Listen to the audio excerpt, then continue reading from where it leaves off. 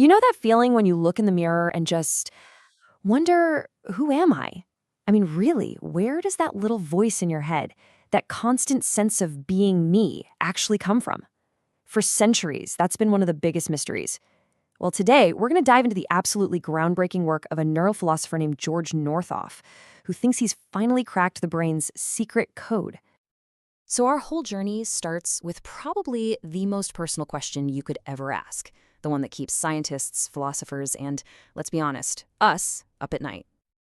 No, seriously, take a second. Where are you? We all kind of point to our heads, right? To that 3-pound universe sitting between our ears. But here's the crazy thing. If you were to actually open up a brain, you wouldn't find a self. You'd just find a bunch of chemicals and electrical zaps. So how does that stuff become, well, you? You see, for the longest time, we were asking the wrong question entirely. We were looking for the self like it was an object, some little pilot driving the machine, what philosophers called the ghost in the machine. But Northoff says, nope, we gotta flip the script. The real question isn't where is the self, but how does that feeling of me-ness even get generated by the brain to begin with? And the answer is hiding in a place you would never, ever expect. And this is where things get really weird. The key to who you are isn't found when your brain is hard at work solving some math problem. It's found when your brain seems to be doing absolutely nothing at all. Get this.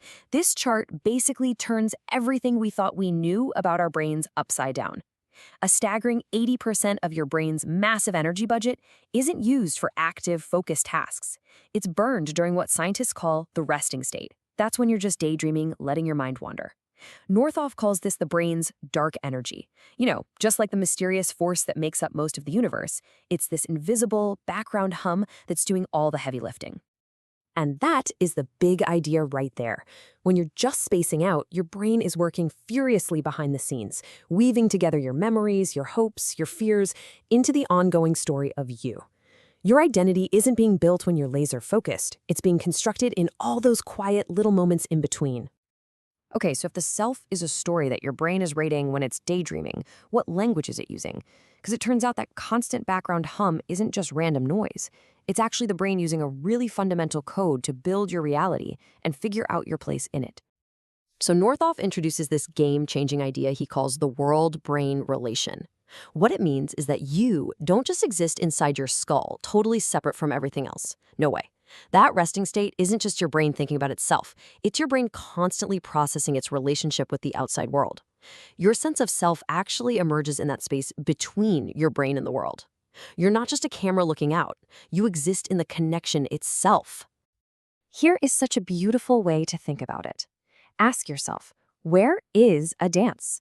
It's not a physical thing inside the dancer's body, right? And it's not literally inside the music either. The dance only exists in that magical relationship between the two. Well, that's you. You only exist in the relationship between your brain and the world. So if the self is this relationship, how does the brain even manage it all? Northoff says it uses a secret code, a basic operating system that runs on just two things: space and time. Every single bit of information your brain takes in, a sight, a sound, a memory, a feeling, it immediately asks two questions. Where did this happen, and when did this happen? This is the brain's secret spatio-temporal code, the invisible grid that structures your entire reality. And this right here is where this whole theory becomes so incredibly powerful and so deeply human. Because if our very sense of who we are is built on this foundation of space and time, what happens when that foundation starts to crack? This is Northoff's profound insight into mental health. Looking at it this way, depression isn't just being sad, it's a kind of temporal disease. The brain's resting state gets trapped in a feedback loop, endlessly replaying past hurts and regrets. The past swells up and becomes this huge, overwhelming thing. The present just fades into the background. And the future, well, it becomes totally inaccessible. The brain's time machine is broken and it's stuck in reverse. And in conditions like schizophrenia, that spatial-temporal code can become completely corrupted. The lines between past, present, and future just dissolve into a mess. The brain loses its ability to tell the difference between an internal thought and something happening outside, or a memory from something happening right now. The whole structure of reality, and the self along with it, starts to shatter. It really shows you just how fragile our sense of self is. It all hinges on the proper tuning of this secret code. Okay, so this might all sound a little scary, right? Like we're just puppets being controlled by our brain's resting states. But the amazing thing is, the science also hands us the keys to our own minds. It shows us how we can go from being just a passive character in our story to becoming the co-author. The key has an amazing name: neuroplasticity. For so long, we all thought the brain was basically fixed once you became an adult. We now know that's completely wrong.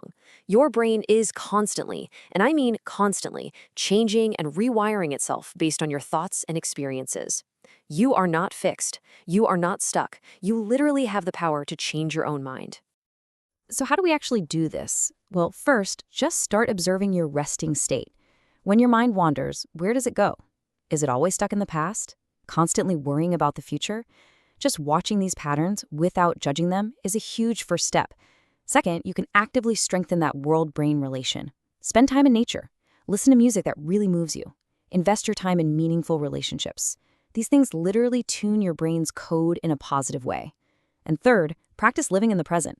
Meditation is an incredible tool for this because it directly trains you to quiet down that overactive resting state and just anchor yourself right here, right now. Which leaves us with this final, really empowering idea. We've learned that our sense of self isn't some solid, fixed thing. It's a dynamic story, one that's constantly being written by our brain in relation to the world. And if that's true, it means the story isn't finished yet. So the real question is, are you ready to pick up the pen